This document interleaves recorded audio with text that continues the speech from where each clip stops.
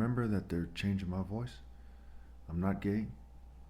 And Jesus, as a character in the story, never wrote in the Bible. There is no book in the Bible that is by Jesus. Now, why is this important? Well, we know that King Solomon fell out of grace. We know that the disciples were arguing with each other. We know that there's 50,000 denominations. We know that David did the wrong thing with Bathsheba, and so on and so forth. Christ refers to Solomon, right? Christ is a character in the story, refers to Solomon in a certain way. He says, even Solomon in all of his glory is not adorned like the lilies in the field. So when we see Luke 12:57, where it says, why don't you judge for yourselves what is right? What it's saying is just that. You put it in his context, you don't put it in his context, it's saying the same thing. Now keep in mind, he's saying it to them before the New Testament is written. Christ is saying to the crowd, including the people with him, before the New Testament is even written, why don't you judge for yourselves what is right before there's a Bible, before there is a Bible?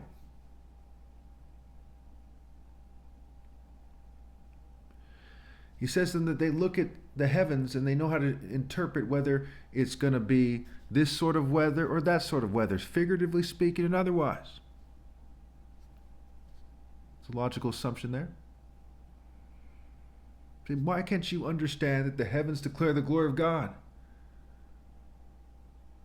So what would unite people is moral absolutes. What divides people is the Bible with its scriptures that are put in a way that's in a sort of jigsaw puzzle. Now, why did corrupt nations time and time again use the Bible? Because it confuses people and it keeps them from getting together and saying this is what's absolutely right and doing it. Name one time in history, in any nation in the world, where you see people getting together and doing what is absolutely right. They just follow the global governing class. Remember, these are people who are in cults that aren't in just one place, right? For example, the cult of Baal, all throughout the Middle East, all throughout Europe. The cult of Dionysus, who's a form of Baal. Dionysus was said to be the most widespread little g god, right, devil, of the ancient world. These guys are everywhere, all throughout history, and they're looking at the population and they're asking themselves, how can they fool the population? They even give them a book and they laugh at them and says it's called Bible, right? Bible, another word for Baal. And they're laughing at them. They say Jesus never wrote in the Bible. Now let's say Jesus wrote a book back in the day and said, I want you to put this in the Bible. And they didn't put it in the Bible. Then the Bible is not infallible. Jesus, who's correcting the disciples all throughout the New Testament, didn't write a book that went to the Bible. These guys were arguing with each other like about circumcision. So how could the book be infallible? It's not. You have letters from Paul, letters. When he has disagreements with the other disciples, the other followers to Christ, there's mere letters. And who's the person that they put in the Bible? The guy who used to persecute Christians? And you're like, he must be right. I don't think that's stupid. Now, if you still don't believe me because you're some kind of an idiot, what is the golden rule? What is the golden rule? To do unto others as you would have them do unto you. And we see that it says that it sums up the law and the prophets. Now, couldn't you say that why don't you judge for yourselves what is right also sums up the law and the prophets? How do you know what to do?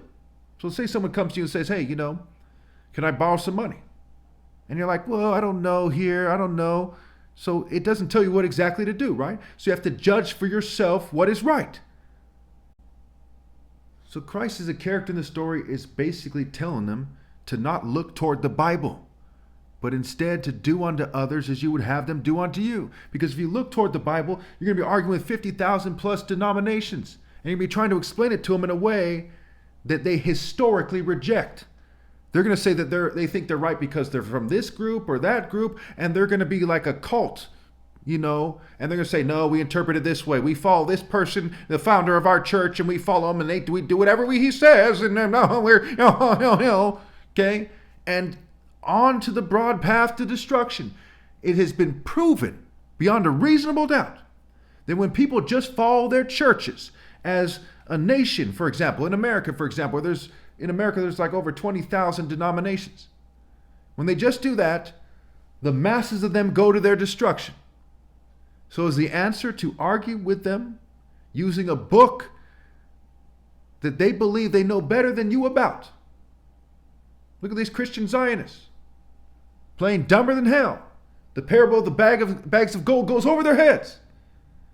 Were the Jews given big bags of gold, figuratively speaking, right? In the story, they say, hey, this is what you're supposed to do. To him who much is given, much is expected. Then they drop the ball. He said the kingdom of heaven is going to be taken away from you. Now, some people say that's not what it's saying. That's not what it's saying. That's not what it's saying.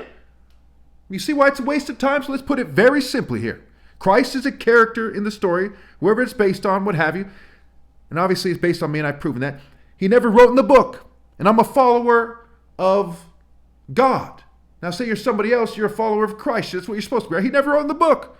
So you're taking the word of some people who are arguing with other people who followed Christ or claim to over what to do. And then we don't even agree on what it says. There's 50,000 plus different opinions on what it says. You think God tells you to, hey, go to a book where there's 50,000 different opinions on what it says, and people have been arguing about it for hundreds and hundreds of years to no avail, broad path to destruction. You think that's what you're supposed to do? No, you're supposed to argue specific points outside of the book. For example, the throne is established in righteousness, right? Well, let's get rid of the book. Let's not even look at Proverbs 16:12. Should a throne be established in righteousness? Why don't you judge for yourselves what is right? Why do you need to look at Scripture? Do I need to look at Scripture to know that I shouldn't, tell somebody to marry a camel? No. Do I need to look at the Scripture to know that I'm better off speaking directly to people instead of using Scripture and connecting to 500 other Scriptures and have them still not believe me? No.